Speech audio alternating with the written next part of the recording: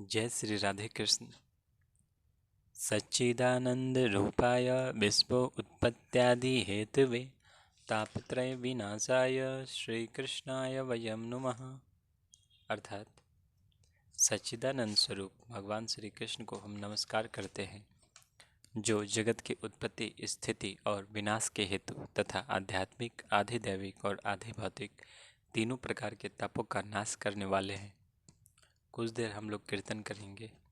हरे कृष्ण कृष्ण कृष्ण हरे हरे, हरे राम राम राम हरे हरे। हरे कृष्ण कृष्ण कृष्ण हरे हरे, हरे राम राम राम हरे हरे। हरे कृष्ण कृष्ण कृष्ण हरे हरे, हरे राम राम राम हरे हरे। हरे कृष्ण कृष्ण कृष्ण हरे हरे, हरे राम राम राम हरे हरे। हरे कृष्ण कृष्ण कृष्ण हरे हरे, हरे राम राम राम हरे हरे। हरे कृष्ण कृष्ण कृष्ण हरे हरे, हरे राम राम राम हरे हरे। हरे कृष्ण कृष्ण कृष्ण हरे हरे, हरे राम राम राम हरे हरे। हरे कृष्ण कृष्ण कृष्ण हरे हरे, हरे राम राम राम हरे हरे। हरे कृष्ण कृष्ण कृष्ण हरे हरे, हरे राम राम राम हरे हरे। श्री सूत जी शौनक जी को आगे कथा कहते हैं कि धर्मराज युधिष्ठिर अपनी प्रजा को प्रसन्न रखते हुए पिता के समान उसका पालन करने लगे। भगवान श्री कृष्ण के चरण कमलों के सेवन से वे समस्त भोगों से निष्प्रिय हो गए। किम ते कामः सुरस्पहरा मुकुंद मनसो द्विजा अधीज मुहूर्तम राज्ञा क्षुदि तस्य च थेतरे। अर्थात उनके पास भोग की ऐसी सामग्री थी जिसके लिए देवता लोग भी लालायित रहते हैं, परंतु जैसे भूखे मनुष्य को भोजन के अतिरिक्त दूसरे पदार्थ नहीं सुहाते, वैसे ही उन्हें भगवान के सिवा दूसरी कोई वस्तु सुख नहीं देती थी। उत्तरा के गर्भ में वो वीर शिशु जब ब्रह्मास्त्र के तेज से जलने लगा, तब उसने देखा कि उसकी आंखों के सामने एक ज्योतिर्मय पुरुष है। उनका स्वरूप बहुत ही निर्मल है, श्यामल शरीर है, बिजली के समान चमकता पीताम्बर है, सिर पर सोने का मुकुट, बड़ी ही सुंदर सुंदर 4 भुजाएं हैं, कानों में तपाए हुए स्वर्ण के कुंडल हैं, आंखों में लालिमा और हाथ में लोका के समान जलती हुई गदा लेकर शिशु के चारों ओर घूम रहे हैं। और जैसे सूर्य अपने किरणों से कोहरे को भगा देता है, वैसे ही वो ब्रह्मास्त्र के तेज को शांत करके किए जा रहे हैं। इस प्रकार 10 महीने के गर्भस्थ शिशु के सामने ही धर्मरक्षक भगवान श्री कृष्ण भगवान ब्रह्मास्त्र के तेज को शांत करके वहीं अंतर्ध्यान हो गए।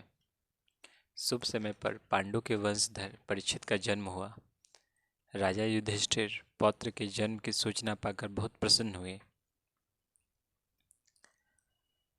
ब्राह्मणों ने उसका जात कर्म आदि करने के बाद उसका एक नाम विष्णुरात भी रखा। स्वजनों के वध का प्रायश्चित करने के लिए धर्मराज युधिष्ठिर अश्वमेध यज्ञ द्वारा भगवान की आराधना का विचार करने लगे, लेकिन प्रजा से वसूल किए हुए कर और दंड के अतिरिक्त कोई और धन न होने के कारण वे चिंता में पड़ गए। लेकिन भगवान श्री कृष्ण की प्रेरणा से और उनकी कृपा से राजा युधिष्ठिर के भाई उत्तर दिशा में राजा मरुत और ब्राह्मणों द्वारा छोड़ा हुआ बहुत सा धन लेकर आए और उससे यज्ञ की सामग्री एकत्र करके युधिष्ठिर ने 3 अश्वमेध यज्ञ किए। भगवान श्री कृष्ण युधिष्ठिर के निमंत्रण पर पधारे हुए थे। वो सुहृद पांडवों की प्रसन्नता के लिए कई महीनों तक वहीं रहे।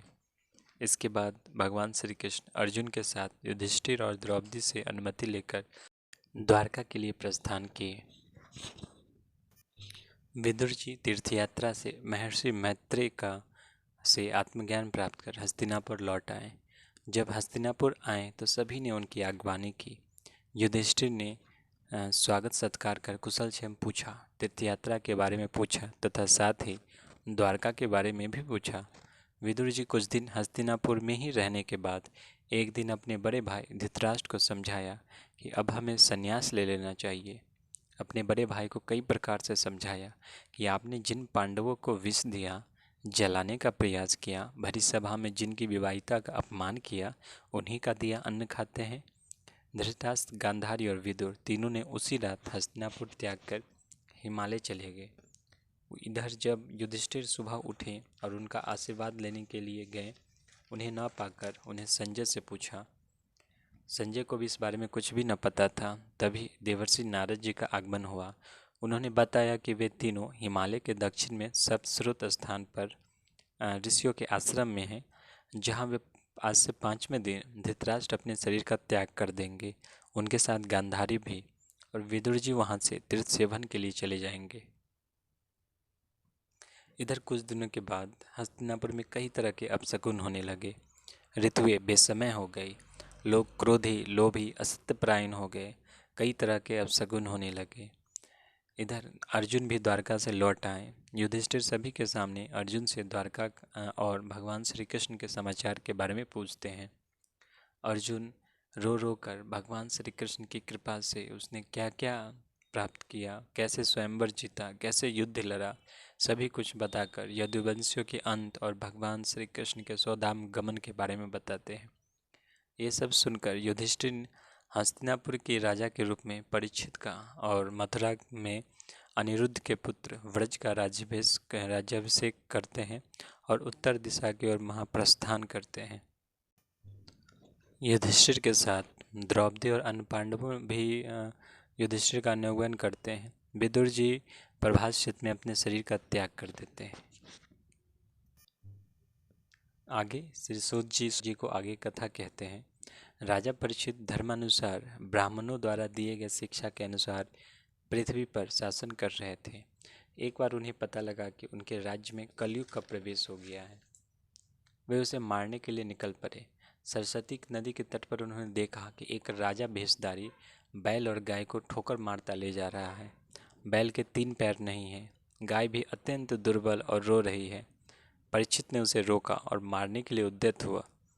तब सभी ने परिचय दिया कि वह बैल धर्म है, गाय पृथ्वी है और वो राजा भेषधारी कलयुग है।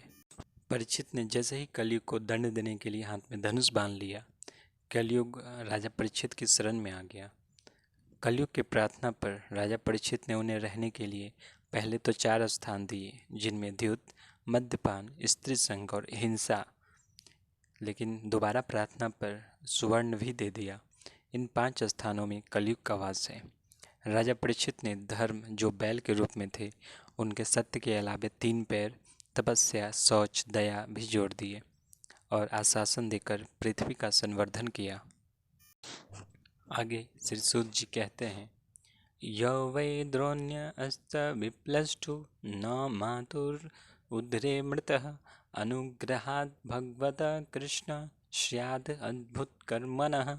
अर्थात अद्भुत कर्मा भगवान श्री कृष्ण की कृपा से राजा परीक्षित अपनी माता की कोख में अश्वत्थामा के ब्रह्मास्त्र से जल जाने पर भी मरे नहीं।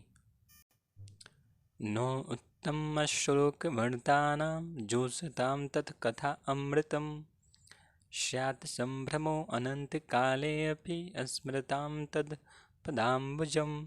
अर्थात जो लोग भगवान श्री कृष्ण की लीला कथा कहते रहते हैं, उस कथा अमृत का पान करते रहते हैं और इन दोनों ही साधनों के द्वारा उनके चरण कमलों का स्मरण करते रहते हैं, उन्हें अंत काल में भी मोह नहीं होता।